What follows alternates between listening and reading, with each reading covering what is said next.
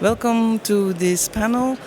We are representing here the Education Committee and the Technical Committee of Imago. I'm first going to let all the panel members introduce themselves. Please, Philippe, who are you? I'm a French cinematographer and instructor and supervisor and co-chair of the technical committee of Imago. Aleksey? I'm Aleksey Berkovic. I'm a cinematographer, co-chairman of Imago, and the person who sits on the left-hand side from Philippe. What is that? It's a church. It's an announcement. Should I wait? Yes, I think better listen. Oh. Please make your way back as soon as possible. Thank you. Yeah, good. Hi, my name is Sarah Thomas Moffat. I'm a cinematographer, and that's good. Whatever you want to say about yourself. Cool. I've been in the industry for about 30 years. I just jumped off another panel and came in here. We were talking about adventure shooting. I've done a lot of that. And now I'm focusing on narrative and a lot of virtual production stuff. So I'll be sharing some of that here today. Okay, hi, I'm Dhanushka Gunathilake. I'm a cinematographer from Sri Lanka, and also currently I'm working with the Tallinn Black Night Film Festival with a masterclass series called for cinematographers called Frame Within Frame. Hello, my name is Naomi Amarger. I'm a cinematographer from France and used to be an actress before studying cinematography. And hello everybody, my name is Rauno Ronkainen. I'm from Aalto University, Helsinki, professor in cinematography and also a cinematographer. So, and today our focus is going to be on the triangle. Yes, I will let you do that. Our focus will be on the triangle of working with the directors, but also with the angle of education. Okay. First, we want to thank Imago and the board of Imago to have helped us to have so many people in this session. And also we want to thank the organizers, Claire and Rob Saunders, because this is a free place for us to have many sessions and a fantastic place to share knowledge and to learn. I also want to thank Ron Prince and Alan Lone, who were at the origin of this meeting with these people. Thank you very much. Well, Philip, I thought you were going to do the introduction of the team. Okay. Okay, so the idea comes from a kind of experience I had at the beginning of my career when I was working as a gaffer, lighting gaffer for a band of actors, and I learned a lot from that. But I realized when I started to be a focus puller and a camera operator that I was missing a lot of information on what is the real job of an actor. And after a while, I was working for actors company and an actors school to teach cinematography, and it gave me the idea to create a workshop where we try to learn and think how we can improve the communication between actors, directors, and technicians. So basically, we made last year a session on that point, but this year we will really focus on the educational side, thanks to the Education Committee and Marijke. But basically, we're going to speak about several key words that you can see now, and we will certainly dig into these questions about do we really know what these words mean. That's all. Okay, cool. I had allocated way more minutes for you. Amazing. So let's then skip to Rauno and see, because Rauno has experience, of course, as an educator and a filmmaker of this issue. Yeah. Okay, I will start. So basically, all the reasoning for creating the curriculum and the courses and workshops which are related to the acting, basically they are based on my own experiences. Well, I was starting my career already 30 years ago or something, at the end of the 80s, and I started very much from the bottom, so starting worked as a second AC electrician, later camera operator, and first AC, and that gave me the possibility to observe a lot of collaboration among DPs, directors and actors, and that erased a lot of questions as well, which I didn't actually know whom to ask. But then I make kind of already the decisions, basic decisions, what I'm going to carry with me, what kind of things I try to avoid. And then later in the film school, or at the same time actually as well, we have the privilege to have Krzysztof Kieslowski visiting sometimes in our school, and also Slavomir Itsiak, the cinematographer, had this kind of workshop where we planned. But actually we went through all the time of one of his scripts, which were contemporary script, and we had to visualize it in that sense that we were also acting. We didn't use the camera, but we had to explain how to shoot it and how to direct it and how to make the visual content for the film. And that was the first thing which I was thinking after that, and after all the experiences, that every cinematographer should place themselves at front of the camera as well to experience that terrifying moment, understanding that also that how much the actors need to kind of carry and respect their work, and also different types of concentrations to that work, because everybody is handling that a little bit differently, and also understand that they might be really unsure, and also that the cinematographer is usually the one, or the focus puller, who's first seeing the actor right after the take. And that creates the atmosphere as well, that very much kind of that how the actor is perceiving attention, what kind of attention, and it needs to be full attention, let's say like that. And then in the school, what we do in our school, that we have throughout the whole bachelor level and MA master's level, we have different workshops where we train these things. We train collaboration. We include also quite often the production designers in the process, so that, it's hard to tell actually, what do we rehearse exactly according to the actors or according to the directors, but we are training the collaboration. And when we had the Zoom meeting before we started to plan this, there was a thing which raised on my mind, and that was mainly that we need to give time. We need to give time for the students to have be together and face different approaches, face different collaboration, let's say, can we call them models or situations, because that's how I learned as well to respect this sort of an unexpected, that it can be whatever, and I have to adapt as a cinematographer on the director's world and actor's work. And usually the cinematographers are a little bit observing a little bit from the side, and still they have an influence on those things. So these are the first thoughts about this. I don't want to continue at this point because there are other people telling as well something. Well, thank you, Rauno, and thank you for including. Isn't it always, in your experience, strange that we are talking even about actors if you are being trained as a cinematographer? Because in my schooling, which is a long time ago, we never talked even to the actors. Oh, well, there is also, maybe, I have to be honest, there are cultural differences. I have to say that in Finland the actors are maybe even too modest sometimes.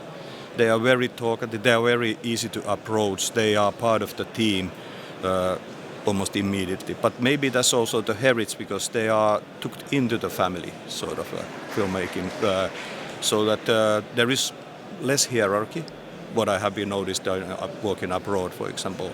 And that's something which is, there are two sides on that as well, I have to say. But of course, it makes it very intuitive and very easy to work in that sense, that everybody are sharing the responsibility of making a good film. And that strips the ego maybe as well sometimes, most of the times. So yes, I think that we just have to. Actors are always complaining that they don't have any experience of the camera work, especially in the theater academy when they are. Well, how to give it? Just to give the opportunity to experience it, and then. And on the other hand, of course, we have some sort of a curriculum for that as well, and plans for how we teach it, of course. But the time is the most valuable thing. It's the quality. Yeah, thank you. I think the cultural thing is very important. I had the chance to travel a lot and to be camera operator in many countries, and I saw the difference on the way actors behave in front of the camera. And when we have the chance to meet actors, we know the difference between a 25mm and a 75mm. When there is a certain type of directing, of course, it changes your life as a cinematographer. And the education that we, for example, I have the same problems than Marijke at the National Film School in France.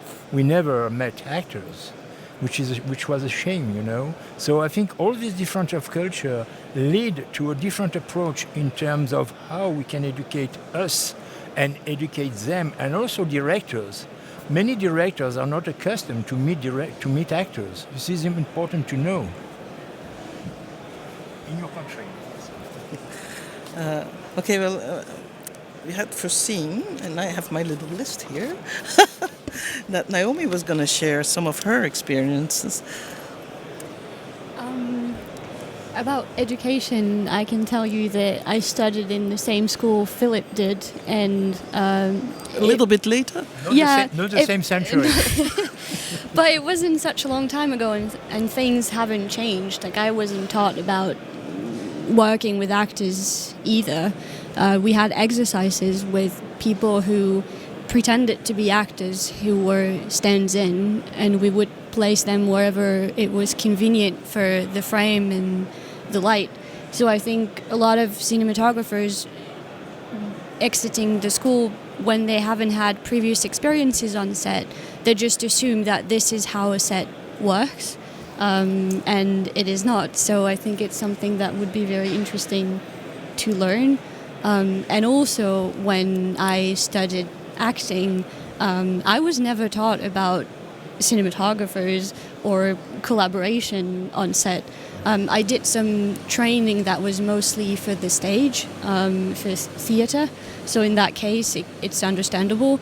But I had a workshop that was called Acting for Film, so you would expect teachers to teach you about this, but it was mostly about facial expressions and how the camera perceives them differently than a live audience, but that was it.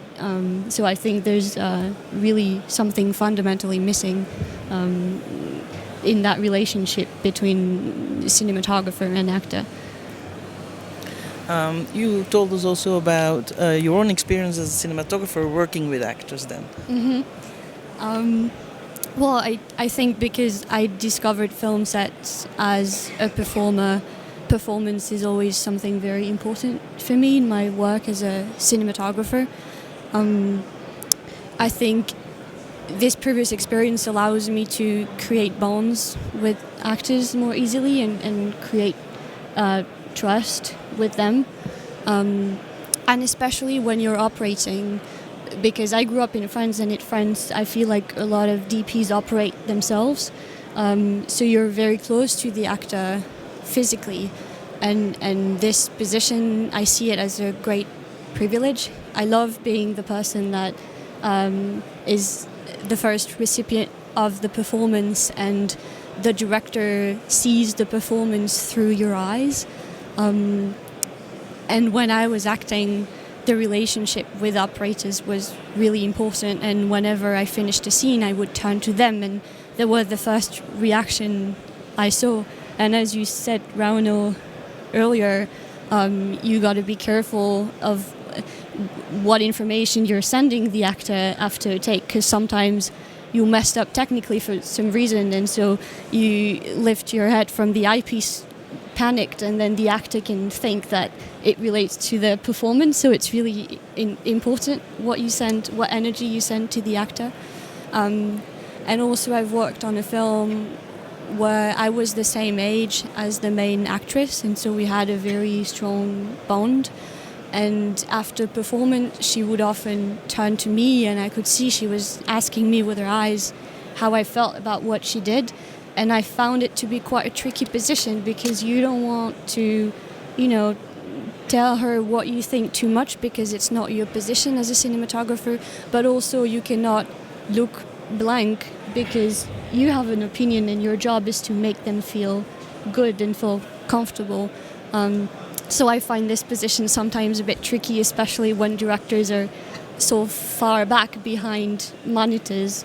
And I was a camera assistant during COVID, and I saw the explosion of how many monitors we were bringing in because people couldn't be near one another. And I have a feeling that we never completely went back to how it was before, and that some reflexes were introduced, that the director is further and further away, and so it's harder and harder as an operator to find your position in between the two, I find. I find that a very interesting topic, because of course I grew up without the video assist, and then of course came the first video assist, and now we ended up with Video Village, and then the operator, becomes really in the first line, because all the rest is with their backs. Even the focus puller, at my time when I was with focus puller, I was actually the first there, because you're next to and you don't even have your eye on the eye thing, but now even the focus puller can be with their backs, because they are, they have this handheld remote control thing in their hands, and they're having the monitor on there. So and yes, I wonder very much how that is for. Sometimes I just stand behind the camera as a cinematographer, just to at least somebody is looking at them, and not everybody's with their backs to them. I find it a very tricky position to be in, and of course now. For me it's different because I'm old school, but I wonder how can you work with that?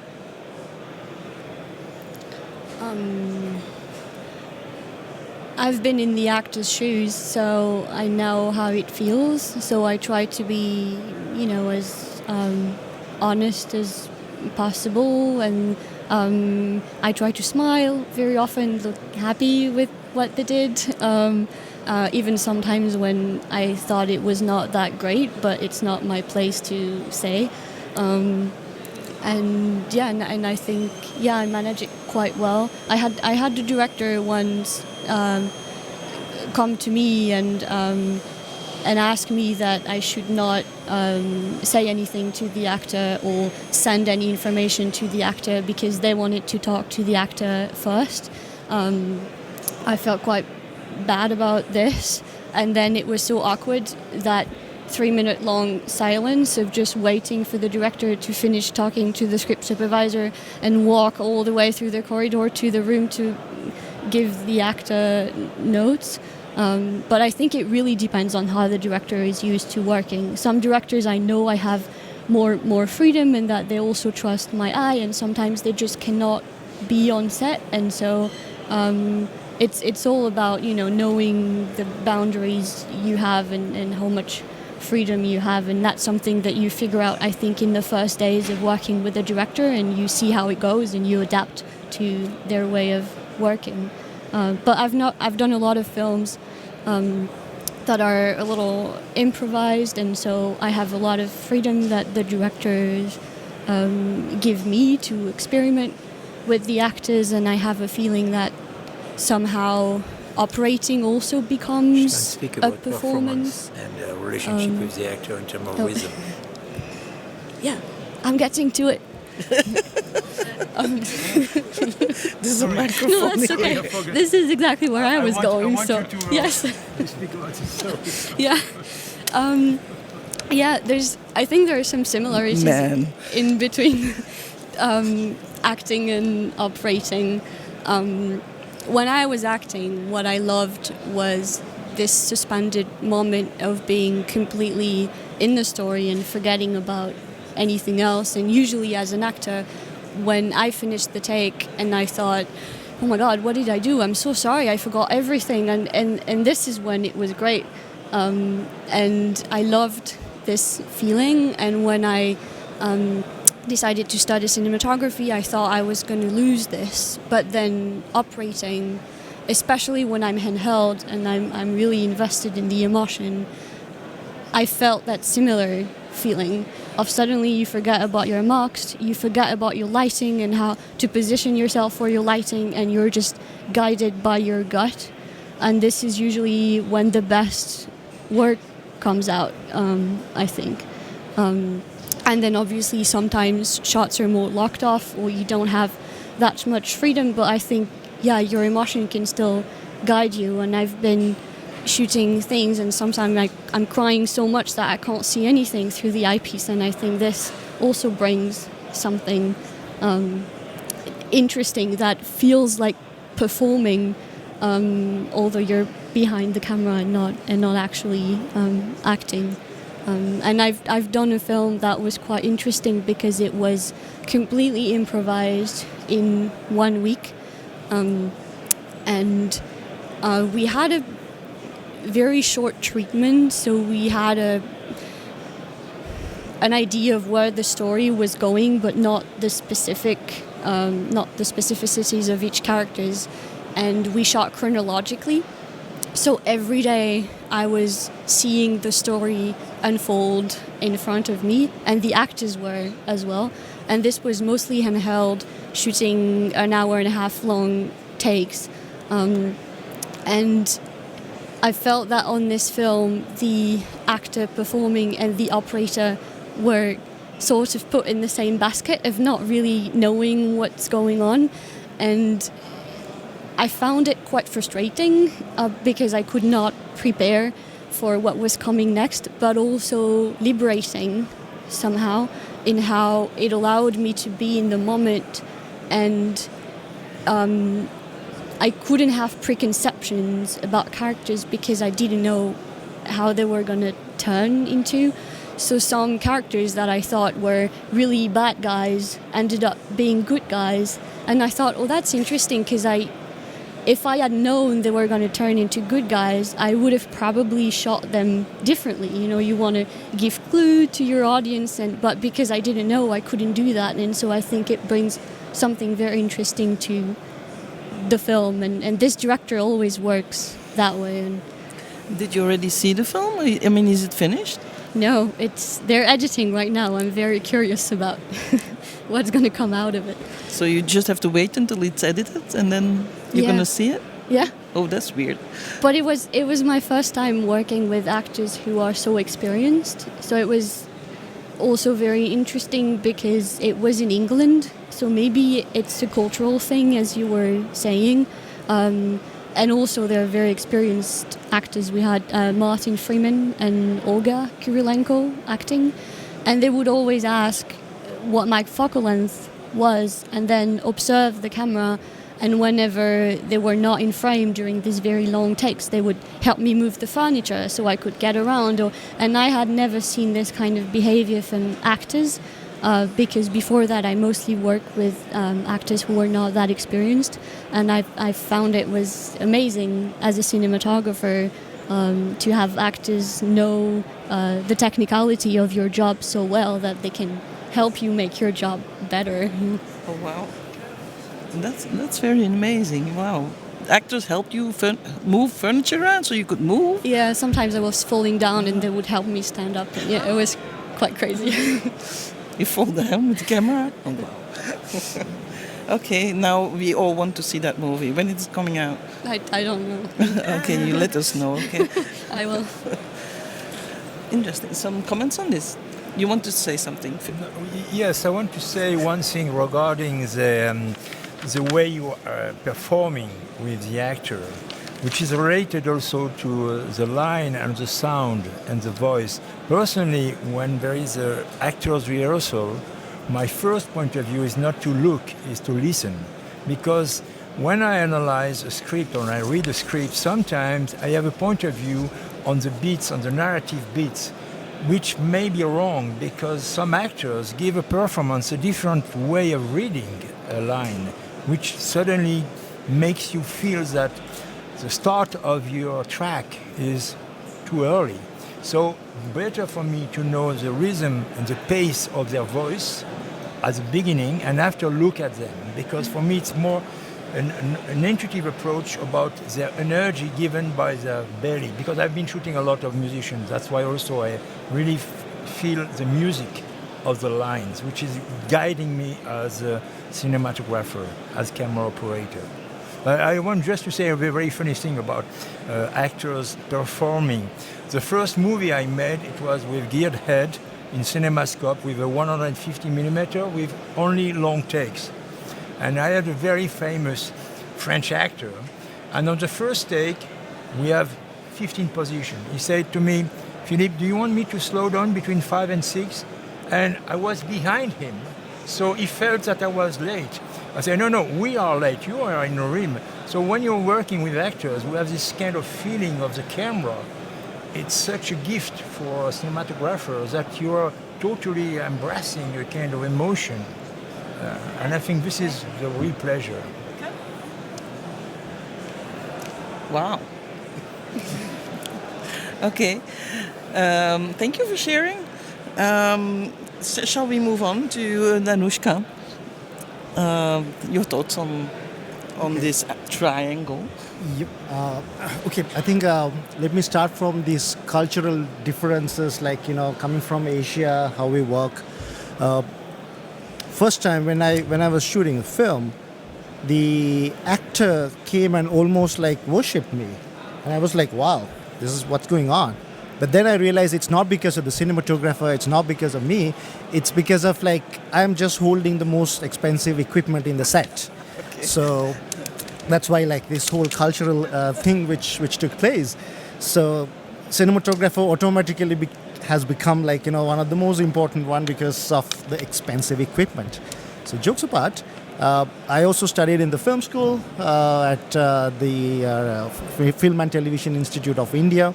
And as cinematographers, when we were studying, we never discussed, we always discussed about different collaborations with the directors, editors, sound designers, special effects, and also with the actors part, we were at this misconception of like we were actually trying to understand the actor, but actually what we were doing is we were trying to understand the character. So it was the character's arc that we were trying to understand. But when I start like after the film school, when I start like, going into making the film, I realized like, I was not ready to face the actors. So I was not ready to like, bring that communication, and I was always looking towards the director for this communication. So there was a gap which was happening. But coming from the film schools, like, we plan things, we write and like do your storyboards and like everything is fixed. But then like there was I got like one opportunity to work with the DP, the Canadian DP Giles Nodgerts. So he was shooting a film for Deepa Mehta, and like Deepa had a different style. The film was Midnight Children. Deepa had a different style, like she wanted to take the whole actors to need to take the control of the whole set.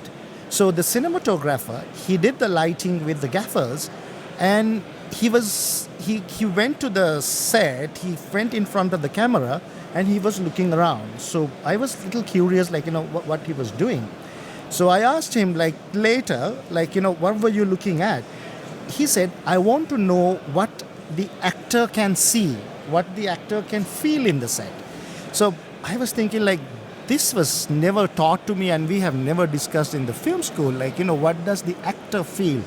So this led into, like, thinking about how to create this creative empathy in the set, where that you are trying to understand what the other person is going through at the set. So this is like, kind of a revelation, which I never realized it like 10 years ago, like, what was happening. So I was like thinking like, okay, like, are we really ready am I really ready as a cinematographer to give that space for an actor or like, other crew members for this spontaneity and like to create the magic So we are like, doing the lighting, blocking everything, and like, trying to give the path to the actor. But how much do I give this space? So coming back to that, like, then I got this one like director, his name is Vimukti Jayasundar, he's won in Cannes, and he did a big film with Fox with a huge budget and a big crew. After the film, he came back, he said like, I hate this style. I never got to like really interact with my actors. I just saw them like, pre-production, and then like, during the process, I just saw them at the set. So he hated that process. And then he told me like, hey, I got some fun, there's no budget, but would you like to do some experimental work? So what we did, it's very small crew, when we were like driving into different places, and the director wanted like, he gave the instructions to the actor and the cinematographer, the same instructions he gave. Like there was a scene like, he told the actor like, try to listen to the wind which is around you. And then I was like, with the camera as a breathing camera, and he gave me the same instruction, try to listen to the wind. I never understood what's going on, and we had a beautiful shot. It was a Buddhist monk to the back. I was holding the shot. The sun has set, the sky looks beautiful, and I was just hoping for a profile, and the actor turned because he was listening to the wind. And the shot came so beautiful, and that whole process just went on, and the film went on to like Locarno for the main competition, was nominated for Golden Leopard. And also in the same time, that's where like Philippe also saw the film. And a great film. The funny part was, I never understood what was that process. I never understood. There was a programmer actually took me out for dinner, for a drink, to ask like, how did you guys do that? Right? Because there were like a lot of magic was happening. It just because like, we were all synced together and we could capture it. It was a lot of spontaneity. So I never had the courage to say like I didn't do anything. Until a few drinks, then I told her like, see, we didn't do anything. It just happened. But like after like, Philippe also came up with this idea, then I understood like, okay, so this is that synergy, like when you really connect and you give more space for the actors to do improvise, and when you're ready to capture that, so that the magic happens. So that was my process. Actually, I've heard the same thing before from a cinematographer, a very famous one also, Robbie Muller. He said the same thing. I'm not doing anything. I'm just there, and I just, record it. Yeah. Yeah, it's coming back to like, when we are working with the young cinematographers now, like, in Tallinn, like, with the frame within frame, like with a masterclass series, still like, I see like from the film schools when they come, they are ready like, with all the materials, but how much time or like, how much space that they are trying to give to like, to understand the actor's universe. Example, like we see the frame and we see like everything is been set up, but how does the actor see us? So it's like, you see like all the cutters, lights, stands and everything, and then we expect the actor to ignore everything there and then like, give the best performance, and like, basically like actors are trained to ignore things in that way. But are we like, thinking about like in the set, how do we give this space as cinematographers to create that universe for the actors? So this discussion is still going on with many young cinematographers. Like technically, like they create a beautiful image, but how about the creating the universe around?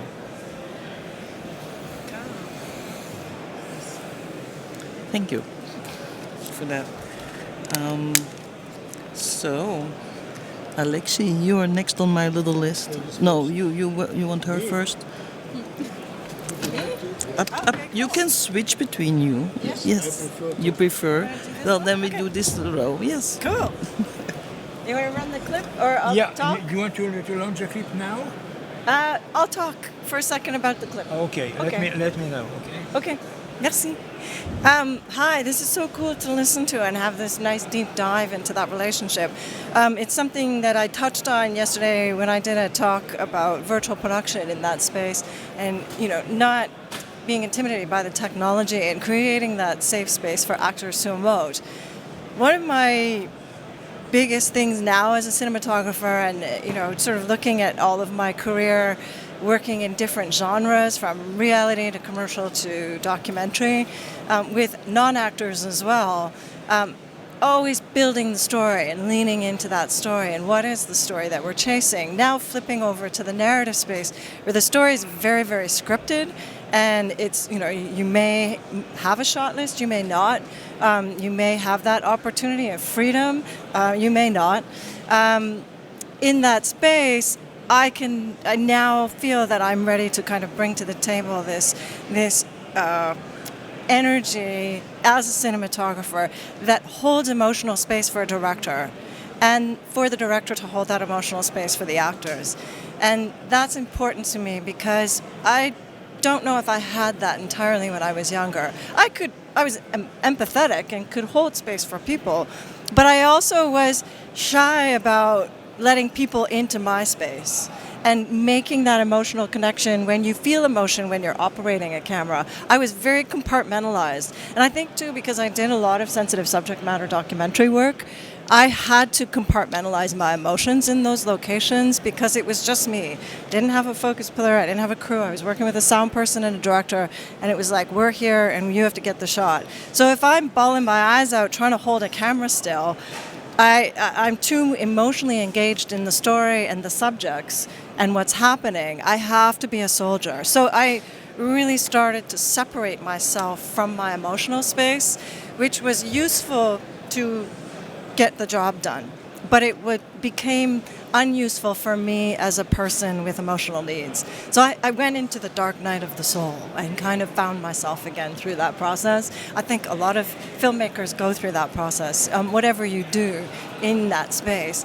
And now moving into, and then there was a pandemic, so a big dark night of the soul. And now coming out of that, I'm really excited about hearing people's stories and how you navigate that space and then hold that space as a cinematographer for actors, and I'm also midlife, mid-career, where I feel like more confident about being the woman that I am today. And I don't have children, but I'm okay with holding that motherly space for people, and that resonates in the kind of cinematography and the relationship that I have with directors and actors. So translating that into the technical space, here's a really interesting clip. So let's run the clip, and then I'll explain how we did this. And this is a virtual production environment to a live audience. I will say that. This is a Lambda acting school shot in LA for SMPTE. During the strikes, we did a demonstration of a virtual production to a live audience with cinematic capture. So you've got 3 different kinds of cultures coming together to capture an emotion.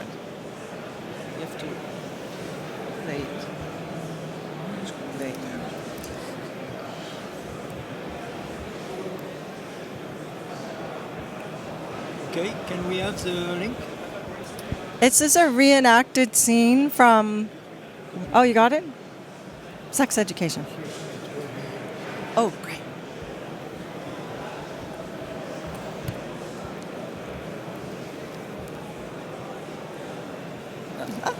There it is. It's on its way. It's okay. So It's, oh my God. Sorry. Oh, sorry. it's okay. Almost there. Sorry. You can look down there and do it. That's it.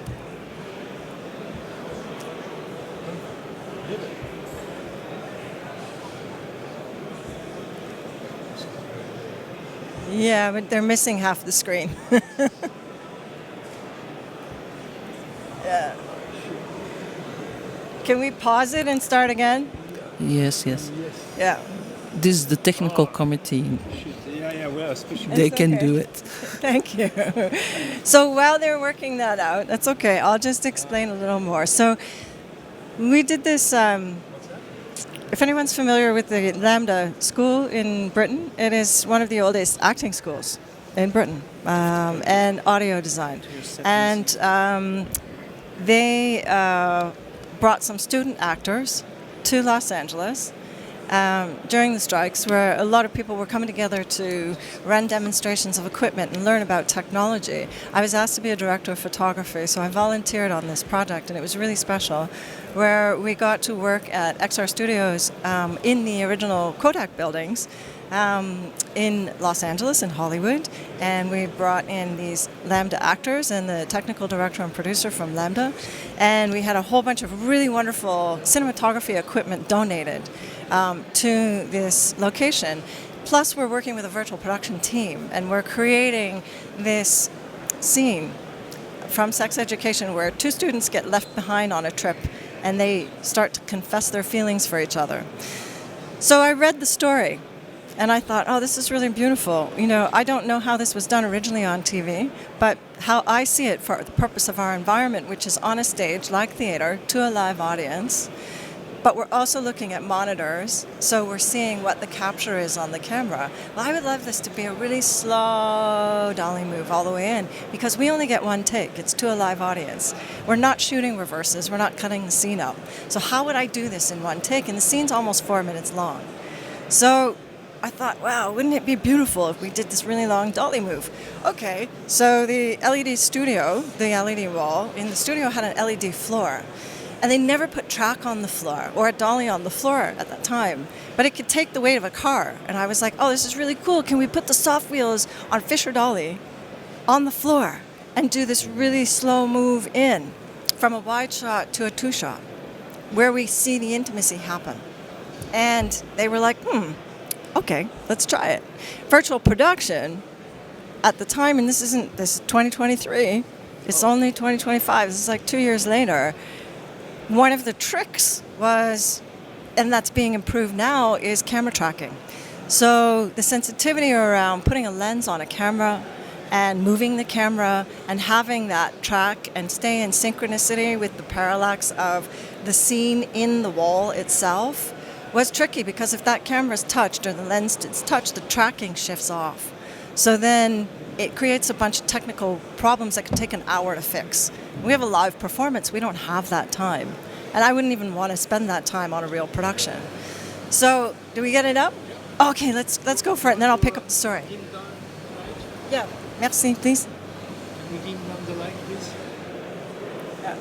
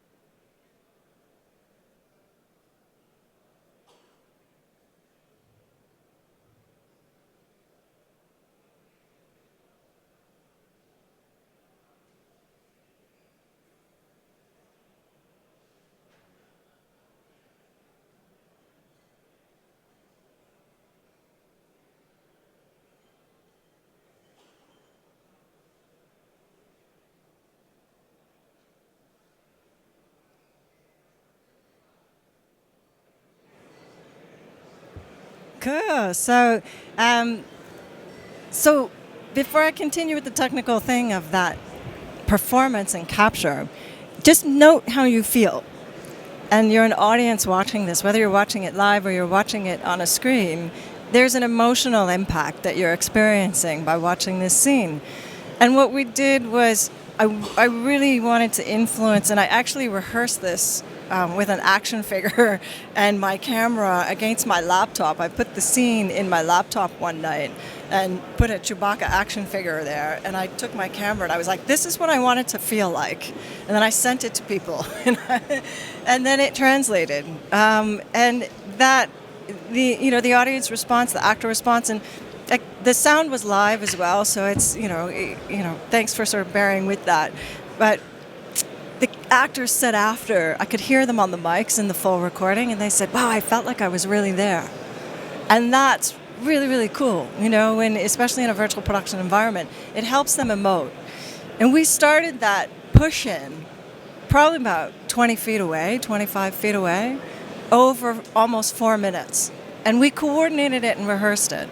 And we did a little tiny jib up, sort of low down and up, really experienced dolly grip, and an SOC ACO camera operator, Jessica Lopez, and she did a beautiful job operating that shot. And the director had a really wonderful time. She'd not worked with dolly operators and camera operators before. She comes from a theater background. She does acting herself.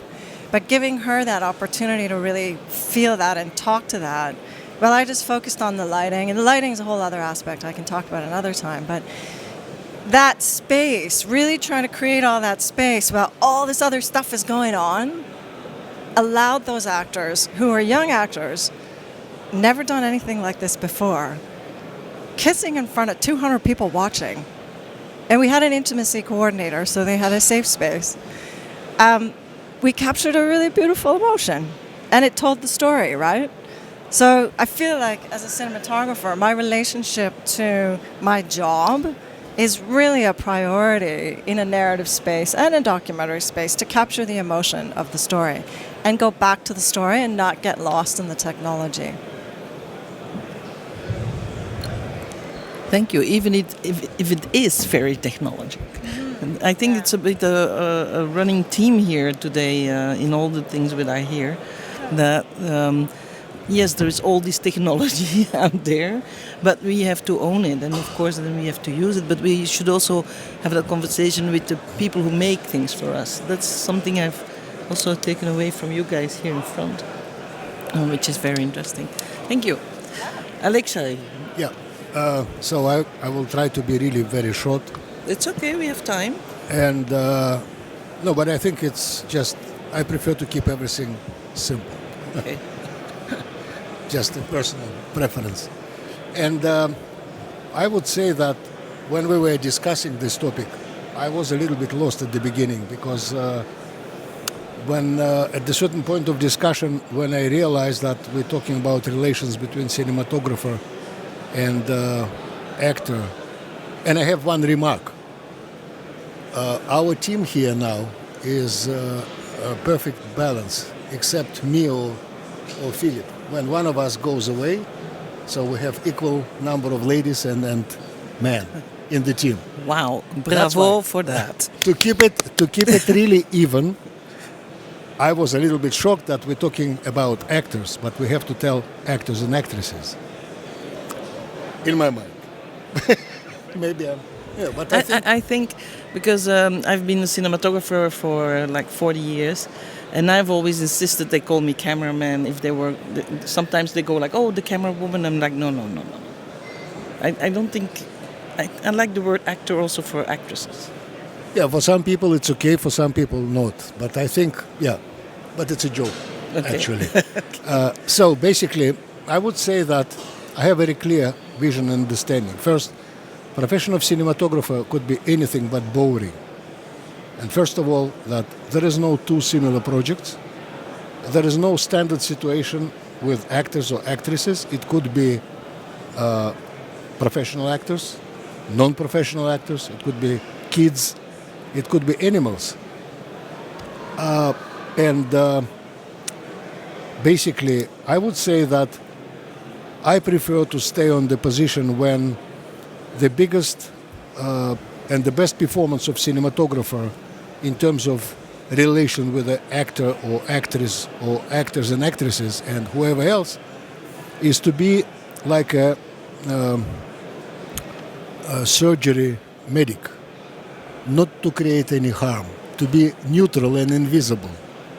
And what I'm trying always to do is to be very careful not to create any interference with the communication of director with the actors, and to listen carefully to what director is telling to the actor or actress, and then to keeping in mind one thing, that cinematographer is basically on the set introducing the eyes of the future audience.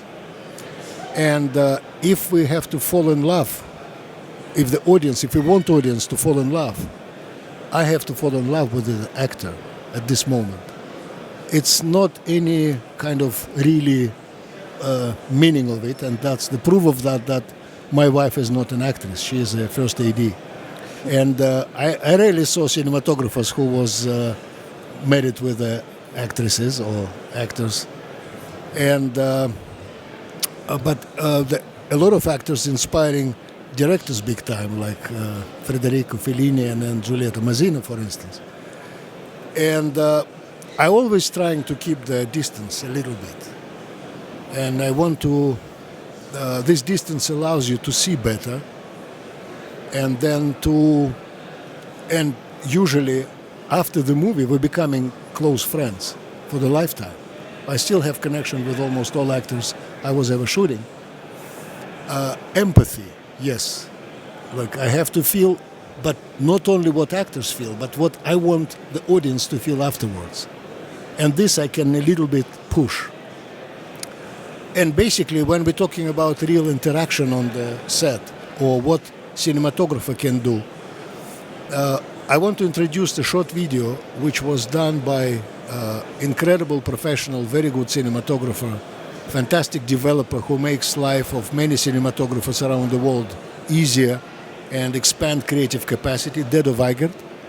And at a certain point he said, like, why didn't we make a small reel where we can keep in focus shooting an eyes, just eyes of the actor, because any communication still is the eyes is the most important component, and there is so much cinematographer can do besides the fact like feeling this empathy or feeling what the audience should feel with the light, with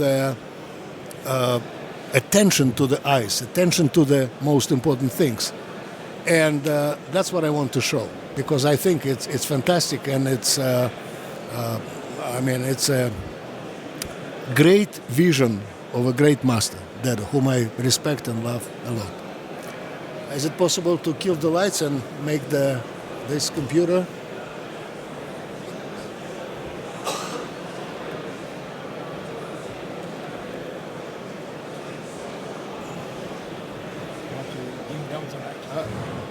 Please dim down the light, yes.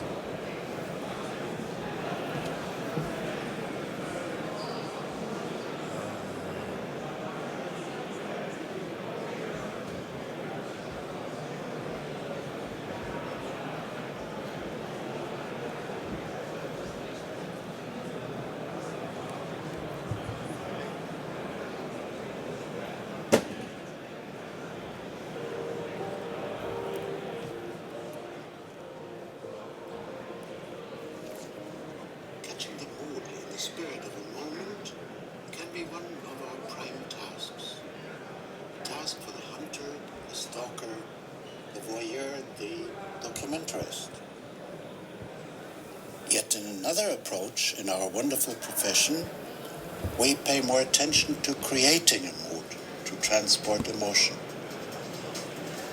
Light is an essential ingredient or tool.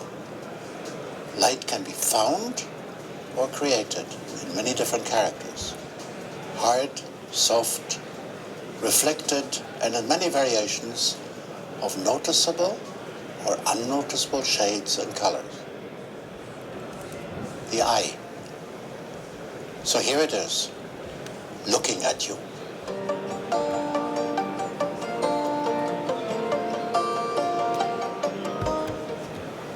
In the portrait, in the close-up, the reflection in the eye is a very important part of the message.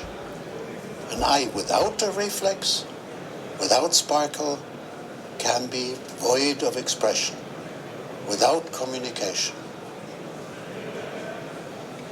The eye, when we wake it up with a reflex, this is an important part of human communication. It is the doorway to the soul, to the windmills of our mind.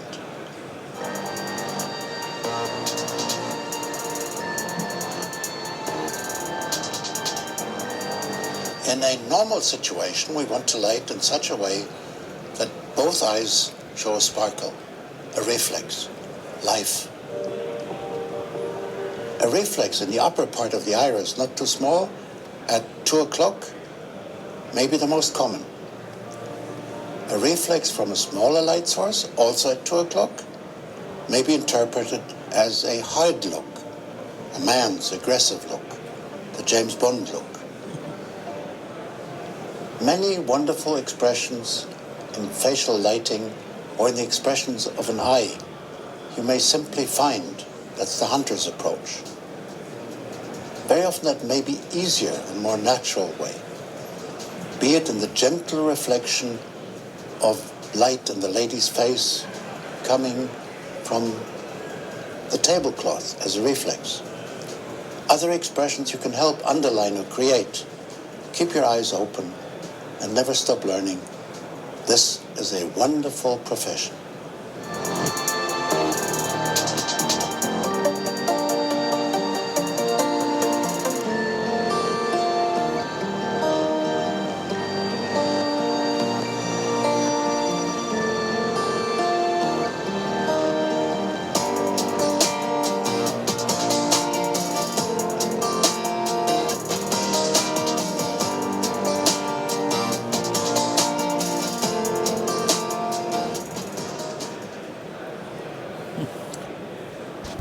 So, and basically, I think it's quite helpful. That is, when you're learning about this, you can understand what does it mean a snake bite eye, a pin spot in the center of the pupil, because the snake eyes is very round. And no matter from which side light's coming, it's always in the center of the eye.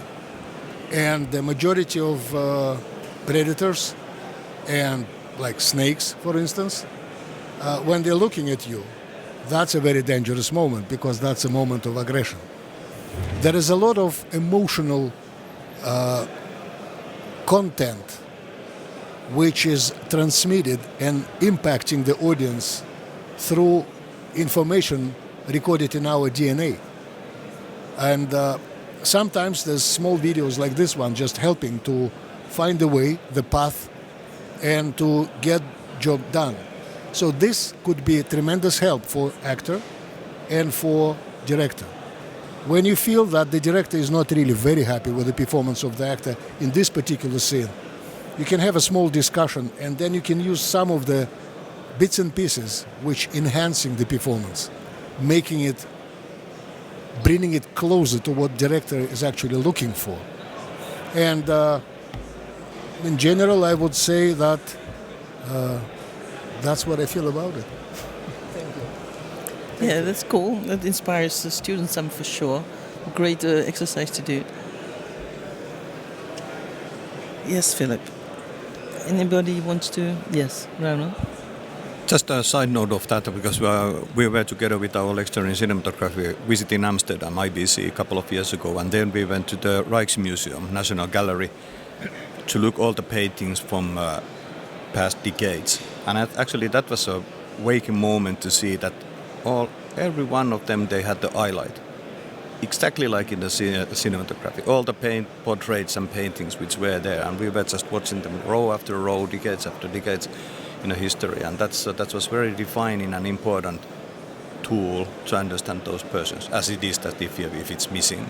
Like one more notion. For example, my wife is a director and a scriptwriter, and she always highlights when we go to the grading, I want to see the color of the eyes, and I know that she really wants to have that. Thank you. Yeah. So, Philippe, it says, my paper says, wrap up and closing remarks by Philippe Ross. What did you say? Wrap up and closing remarks.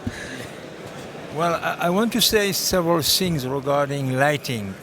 For me, the first thing I do after I set up my light, I just want to stand at the place of the actor to feel if this light is good or gentle or harsh, necessary, and to feel the way the actor will enter in the place. One thing which is sure is that I saw many shootings where nobody introduced you to the actor. No actors are introduced to the team, and I think it's a strong mistake for many directors and producers. I saw many actors coming to me and say, "What is the size of the field? Where I'm in? Where am I out?" So all this work, in my opinion, regarding setting the eye lines, for me, which is very important. I cannot build any lighting without knowing where the actor is looking at. And even on long take, I will say that at this place, I will build the light because he's looking at a very important moment. And all this way of being with an actor is linked to understand his performance. To understand his performance, it means that I have to be really, let's say, in a kind of rhythm given by the director and the actor. And it's not so easy because sometimes I would have liked to be invited at the actor's rehearsal to understand several things.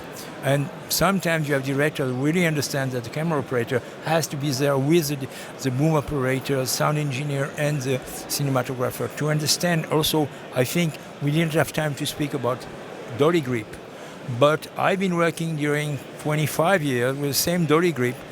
He was alone, just making a track and the height of the camera. You never look at the marks because he was always in rhythm. Even with a 75mm, I knew, and I have nothing to do with the gear, just to be a little adjustments.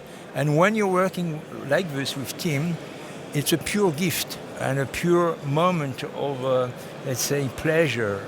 And to be sure that you are really inside the filmmaking. I have one question for everybody actually, that how many of you have been working with a director who has been previously an actor? Have you noticed anything? Because I just made a film with one female director, and she has been a quite famous actress in Finland. And always when we were talking about the shot, we have ended up to this is kind of a conversation which Darius Kondi has mentioned when he worked with Warren Beatty, that she was looking at it from the point of view from the actor, and then we kind of had to turn our mindset a little bit like differently, so that we were speaking about the same thing, because that happened constantly, and I have noticed that has been existing well. It's actually a very interesting point, because with some of the new lighting technologies, I personally realized that cinematographers in reality are very kind of egocentric. When you're setting up the light, you're setting up the light from the camera position all the time. But you have to start thinking from the position of the actor, where the light landing and where the shadows are coming. What if you're going to go there? And ideally, in my mind, in today's cinematography, we should stop lighting the shots. We have to light the sets and the objects. And then we have to provide absolute freedom for the actor moving without any marks. There is enough of technical of the tools to provide this control over the focus, no matter where the actor landed. Even choosing when a very shallow depth of field, to choose it's a left or right eye should be in the focus. And I find that very, very difficult not to have marks for my actors, because For me, cinematography is all about space. So it's not so much, but where they are in the space compared to the camera, I find super important.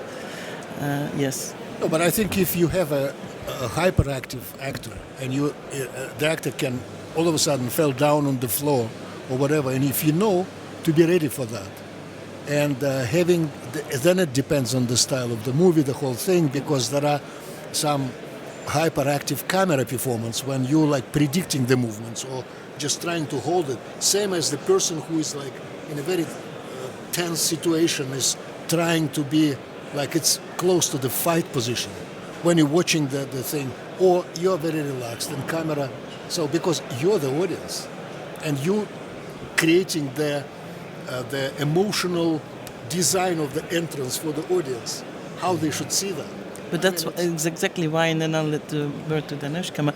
That's exactly why, because the camera is actually where it is in comparison to the actor and the action. That gives a role to the spectator, and that role is scripted. Because can the spectator participate in this action? I don't. Wait, Dhanushka. Yeah. Because he's trying. Yeah, I mean, with what Aleksey mentioned, like, lighting for the set and giving more space for the actors, once it worked other way around for me, which like I lit up the set for the actor to move and they were like away, and I was taking like, there was a close-up, like quite tight close-up with a long lens, and we were away.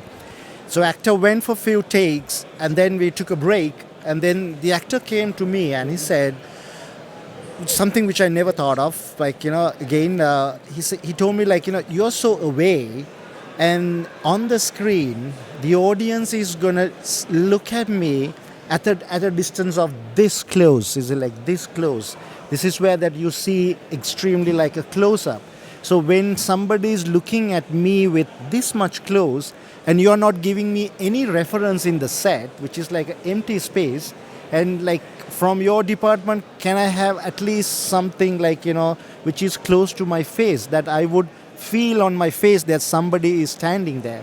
Because like to make it like, like for free for the actors, like we made it like there's no equipments here, there's free space and everything is away, but it does not work positively every time. Like, it worked negatively, and then actor wanted some presence there to give that. So in that moment, I felt like I never understood like what actor was going through.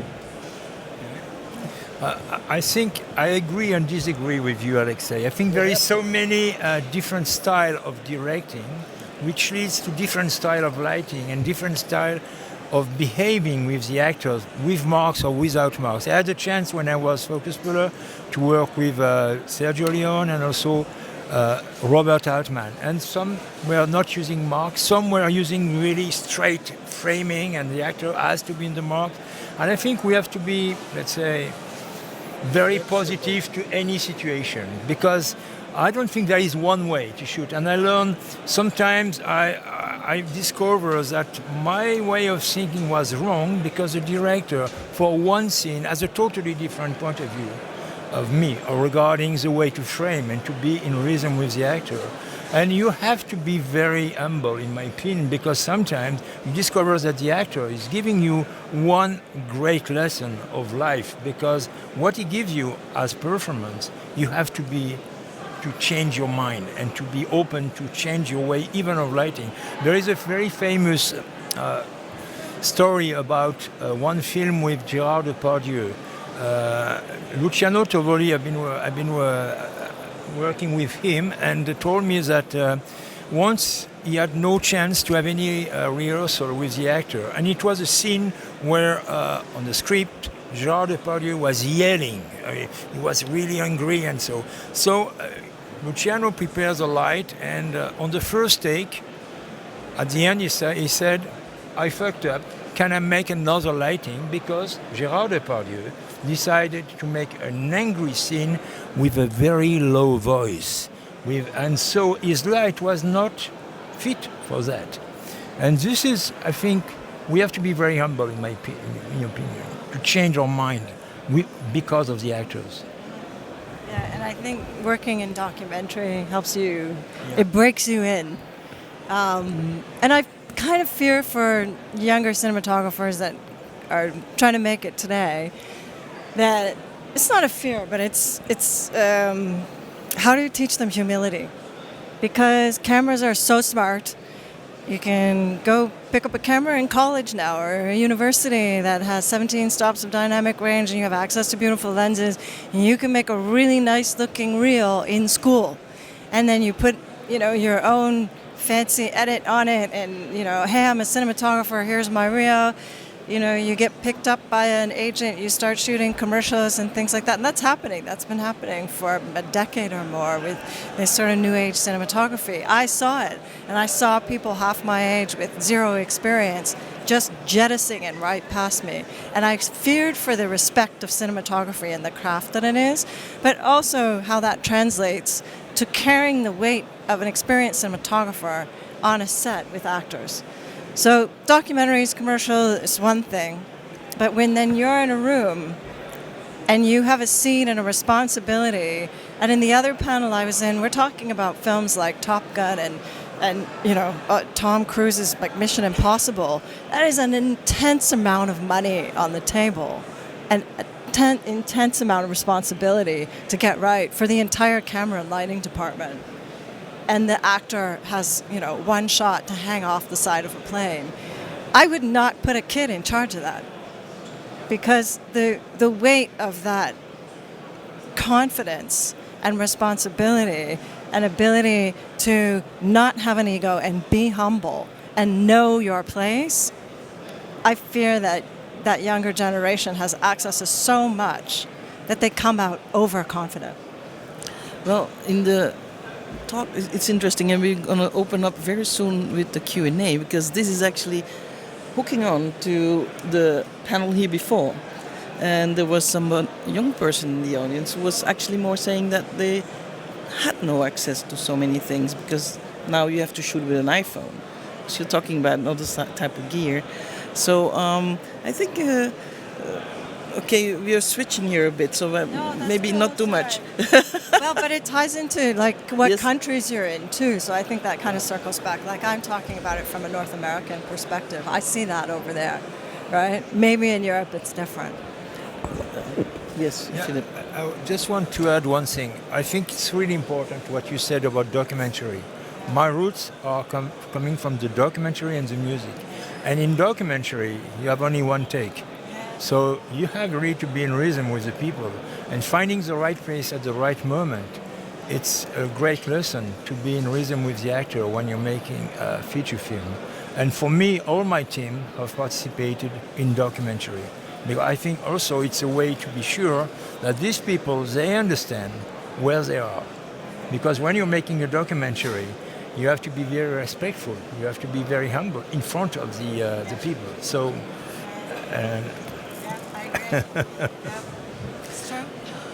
Are there any comments? I cannot see you. Any comments on this or the relationship between actors and directors and cinematographers, or maybe about this generational future thing?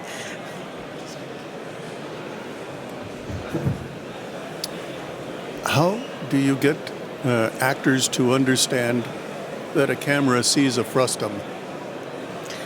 Sorry, is it that the camera sees what? A frustum. Frustum in a virtual space. Rendered. Yeah, Dave. Yeah, for sure. The frustums. I can chat about that for a sec. So frustums are in a virtual world.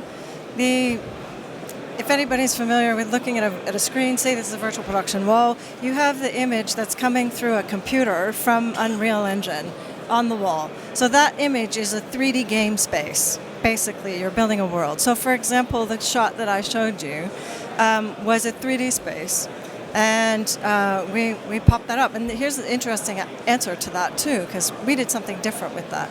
That's one frustum. The outer frustum is the image that surrounds the whole wall. Now, the studio that we shot in had a 180 wall circumference with a massive stage that was about 64 feet across. It was huge. But we're doing a live performance, and I really wanted to bring the mood in on that. And when that first one was lit up with that entire scene, it was light spill everywhere. And I couldn't control it. And I said, well, usually the camera then tracks and goes out of focus with something called the inner frustum or the second frustum. So the outer frustum, the first frustum, is the one that would take up the whole wall, just for the sake of location and where we are. And then the inner frustum is the one that will be linked to the camera through a tracking device that's on the top of the camera. And that's a really brief description of that. The actors then they tend to respond to the whole environment. It helps that there's production design built into that as well. But what we did in this situation to control the light was I said, can I shut off the outer frustum? And the virtual production team went, you can't just turn off a frustum. And I was like, I think we can, because I don't need the whole wall lit up. I just need the inner frustum, and I can keep the inner frustum on, sync to the camera, so wherever the camera moves, all the camera sees are the actors in the background on the wall. That's it. The camera's never going to see beyond that. The audience is observing something different, and I want to keep the lighting in a certain place. So as soon as we shut that outer frustum off, it just got beautiful with negative fill. Just right down, very isolated. I had a 12 by 12 softbox built offside the stage with some aperture fixtures in there to emulate where that sunset was coming from. But we shut the outer frustum off, killed all that spill, and just focused on that. So the actors, even in that space, still felt like they were there. It still translated to them and to the audience, whether they were watching all the behind the scenes that was going on or they were watching a monitor of what the camera was seeing, there was still a wow factor and they were still emotionally engaged. And so I hope that kind of answers the question a bit, Dave. Which was how you were showing. How do I show it to them? Well, they just see it in rehearsal, though. Like how, and you know, like how do you see them? They see themselves? No, actually, I've discovered that there are a lot of actors, especially younger or newer actors, who don't understand that if they try to walk past the camera, they go out of frame. Oh, okay. You know, the scale. It's the frame gets smaller the closer you get to the camera, and actors generally don't understand that. That's why I like marks. But that's why they don't like me so much sometimes. And how that correlates to virtual production too is that you have scale. So if you come closer to a lens, you're bigger. And the scale of the scene seems farther. It's out of proportion. If you're closer to the wall, you're too small in the frame to the size of the image on the wall. That's all controllable, but you have to set the scale. So for example, with those oil drums that we used as props in that scene, we set the scale and put the drums in a specific spot so that it matched the follow-through of the landscape. And then we moved in on that. And it worked, right? If we were to kind of move the drums off of that, then the scale would have been slightly different, right? We couldn't have them too close. We needed them in a certain place. So I hope that kind of, helps with the conversation. Does that answer your question? Somebody else would like to chip in on this conversation?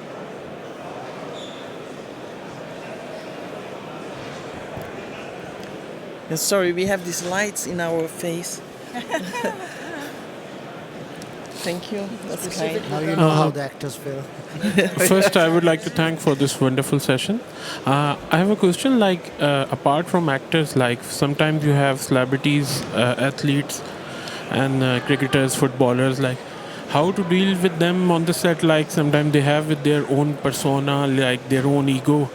They can't accept that their take is not good enough, and they don't want to listen this. And we have less time on set. So if any of you have experience like this. Go for it. Well, especially like when the celebrities, like, when they come, they just want to look good. So that's the first thing, like, they always ask, like, how do I look? And like specifically, like, when when you're shooting with these celebrities, they always give the cinematographer the eye contact, and they wanted the confirmation from the cinematographer more than the director sometimes with the looks.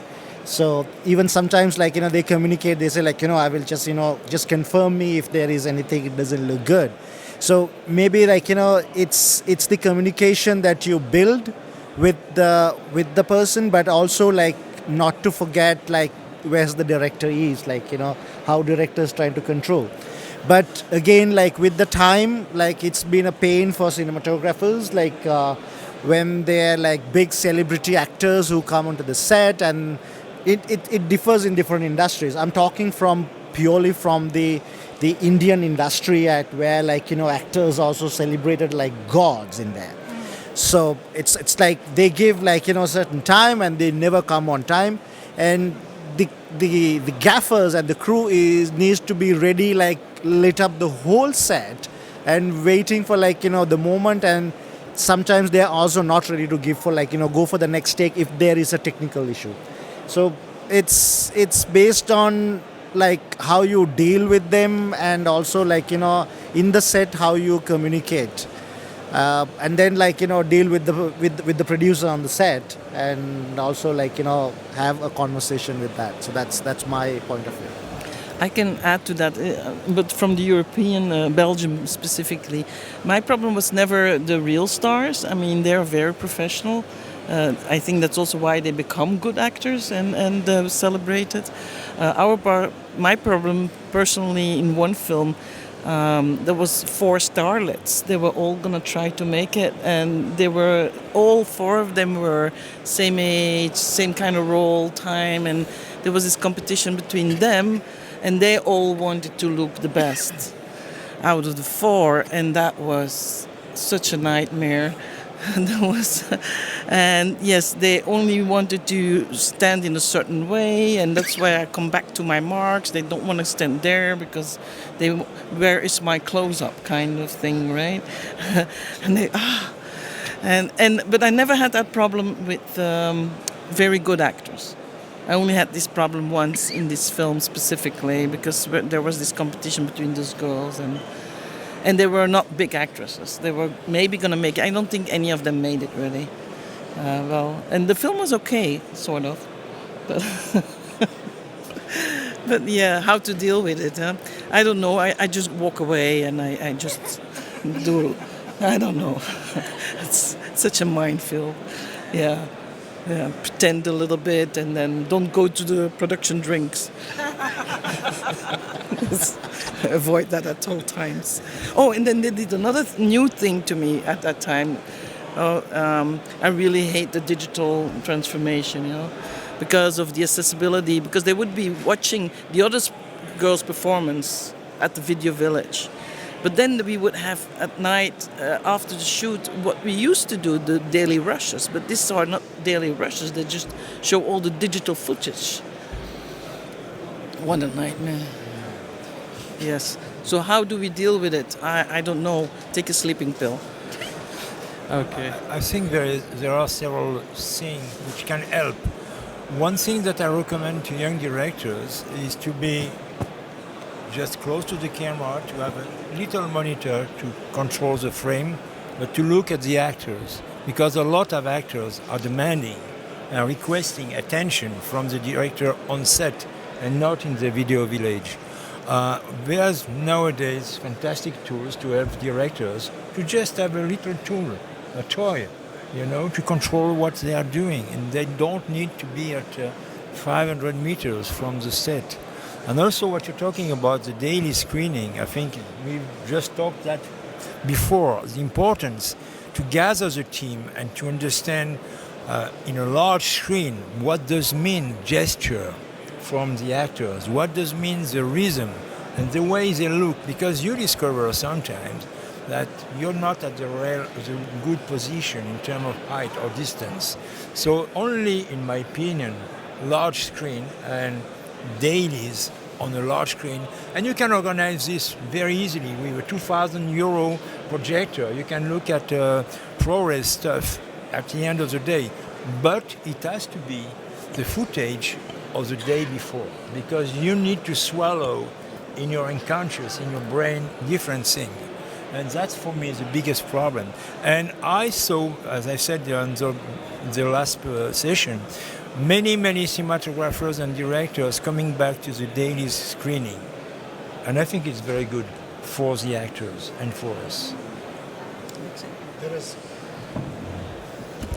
There is one very important and very funny tool I found. Does anybody knows what the glimmer glass is? Yeah. From Tiffin? When I saw it for the first time, I was trying to understand what it does. And when I asked Ira Tiffin about it, he said, oh, it's very simple. A lot of actors, they didn't like this black eye of the camera, of the lens. And there is a just sparkling glass, does not create any impact on the image. But it just looks like something glimmering and flashing. Yeah. Okay, that helps a lot. And people, because this really, because if you like counting on the look of the lens, it's like a huge eye, and it's so carefully watching you, and some people feel uncomfortable. So just sparkling things in the future, in the front of it, it's just comfortable. There is one thing about what David asked about actors, which I wouldn't do on the set, or never on the filming, but during the education it's easy actually. So that, for example, when we make rehearsals and takes, for example, connected to the movement, and where we're exploring how the movement of camera framing and frame sizes, whatever, are affecting to what the audience should perceive and what are the aims for the director. That what we do, making them, we kind of repeat the same rehearsal, and between all of them, everybody are watching the things as well, so that they kind of learn and start to understand about the acting, for example, that how much is about the face in the rhythm or the speed of the acting and so on. Yeah, David. Mike? Is there a microphone? Mike? Oh, there. Thank you. One of the things that I do when I teach to acting classes is I deliberately get a gearhead for the class, and then at a point I say, okay, let's switch places. One of you get up on the dolly, and I'm going to wander around in front of the camera, and you follow me. Yeah. We'll turn the camera on and we'll roll, and we'll see how you do. It's a very humbling experience for the actors just to see one of them try to follow me around the set, and I make it deliberately difficult, and I go right up to camera, off to the sides and back and up and down, and move as quickly as I can. And they give up so fast, it's incredible, but it's a humbling experience for them. Yeah, and I think that's good. It's not just that it's humbling, but it's also like put everybody in the same position, that we have our own space in a way. So we have to execute it, the professionalism or whatever it is, so that it matters. So I think I kind of like it. So I think we're coming at the end of this amazing panel. Thank you very much. We have a little bit, couple of minutes, if anybody really would like to share something with us, or no, we all want to get out of here. No, there is somebody. Yes. No, I just wanted to share something that I came upon last night on social media, and it was a video of a setup that seems really heavy, and it was actors in bed, and I thought, oh, that must have been so tricky for them to act, and then I opened it and looked at it, and it was actually a very simple reverse shot of two actors in bed looking at one another. But the director said that she wanted the two actresses to look into the camera, and then the two actresses were saying, no, we need to see each other during the scene. And so the cinematographer came with this idea of putting mirrors, these mirrors that you can see through on one side, and the other side it reflects. And so it's a TV series. How is it called? It's a TV series. There is a lot of... oh, okay. I thought you were giving the name of the mirror. And so they placed the mirrors in front of the cameras, and so the cameras were seeing the actor on the other side, but the actor was seeing the other actor in the mirror. And I thought, oh, this is such a great example of synergy and how technology can help, everyone accomplish what they aim for and tell the story better. And it's a very simple scene shot in a very complex way, but so that everyone's feel good. You can have a look. There is a fantastic cinematographer, Sebastian Kramer, who invented and made the Skater Mini, which is an incredible tool. And he made the specific tool for that, and it's here at the booth. Have a look. Wow. Thank you so much. Thank you so much, Naomi, to add the title of this panel into your closing remarks about synergy. Because, yes, that's what it's totally about, this synergy in a very positive note. I want also to thank the team who provide us a fantastic work, because we're supposed to be technicians, and as you saw, I was totally handling perfectly the technique. But sincerely, thank you very much for all the stuff. Okay. Thank you. Thank you very much. Thank you. Thank you for being here.